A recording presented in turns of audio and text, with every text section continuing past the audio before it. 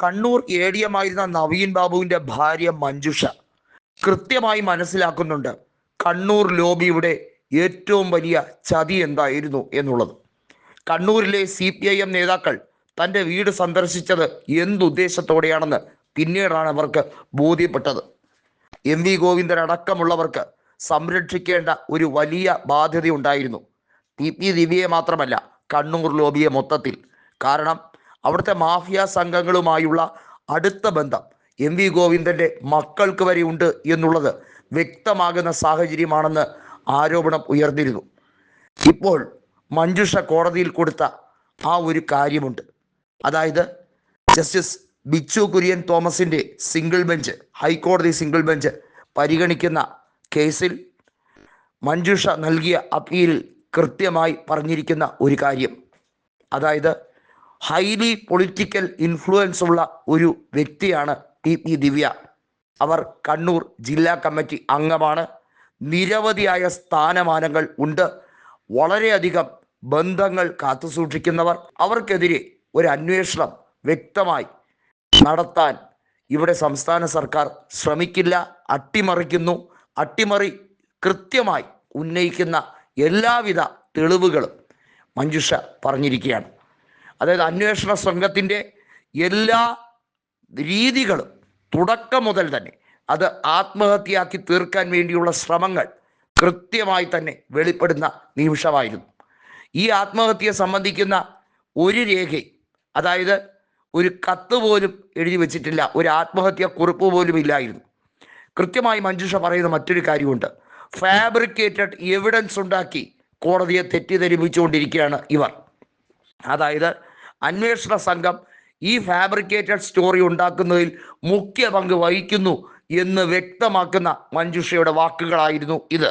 മാത്രമല്ല, നവീൻ ബാബുവിൻ്റെ ജീവൻ്റെ പാതി മഞ്ജുഷ അവർ എടുക്കുന്ന ശക്തവും വ്യക്തവുമായ ധീരോദാത്തമായ പോരാട്ടം ഒരുപക്ഷെ കേരള മനസ്സാക്ഷിയെ പിടിച്ചുകുലുക്കിയ ഈ സംഭവത്തിൽ നീതിക്ക് വേണ്ടി അലമുറയിടുന്ന ഈ കുടുംബം, അനാഥമാക്കപ്പെട്ട കുടുംബം, ഒരമ്മയും 2 പെൺകുഞ്ഞുങ്ങളുമുള്ള ഈ കുടുംബം, അവരെ പിച്ചു ചീന്തിയ കണ്ണൂർ ലോബിക്കെതിരെയുള്ള നീക്കമാണ്. മാത്രമല്ല, കൃത്യമായും ജില്ലാ കളക്ടർ തുടക്കം മുതൽ തന്നെ ഇതിനെ അട്ടിമറിക്കാൻ വേണ്ടി നടത്തിയ ഗൂഢ നീക്കങ്ങൾ പുറത്തു വരിക തന്നെ വേണം എന്നുള്ള ആവശ്യമാണ് ഇപ്പോൾ മഞ്ജുഷ ഉന്നയിച്ചിരിക്കുന്നത്.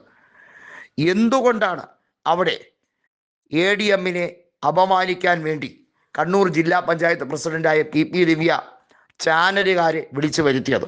എന്നിട്ടത് പത്തനംതിട്ടയിലെ വാട്സാപ്പ് ഗ്രൂപ്പുകളിൽ പ്രചരിപ്പിച്ചു.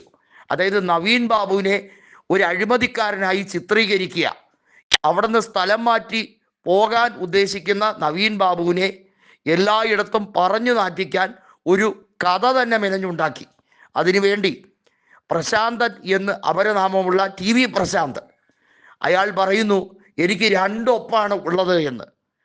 10ാം ക്ലാസ് കഴിഞ്ഞ ഒരു കൊച്ചുകുട്ടിക്ക് പോലും സ്വന്തമായി ഒപ്പുള്ള ഈ നാട്ടിൽ 2 ഒപ്പ് എന്ന് 10ാം ക്ലാസ്സിൽ പഠിക്കുന്ന ബോധമുള്ള ഒരു കൊച്ചു പോലും പറയാത്ത നാട്ടിൽ ഇയാൾ പറയാണ്, കരികര വന്ന് ഒരു ഉളുപ്പവും ഇല്ലാതെ വന്ന് പറയുകയാണ് എനിക്ക് 2 ഒപ്പുണ്ട്, അതിനെന്താ എന്ന് പറയുന്ന TV പ്രശാന്ത്.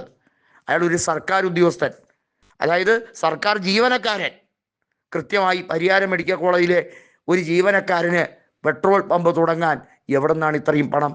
അതായത് കൃത്യമായി ഒരു വലിയ പെട്രോൾ മാഫിയയെ സംരക്ഷിക്കാൻ കണ്ണൂരിലെ പെട്രോൾ മാഫിയ ഗൂഢമായി ശ്രമിക്കുന്നു.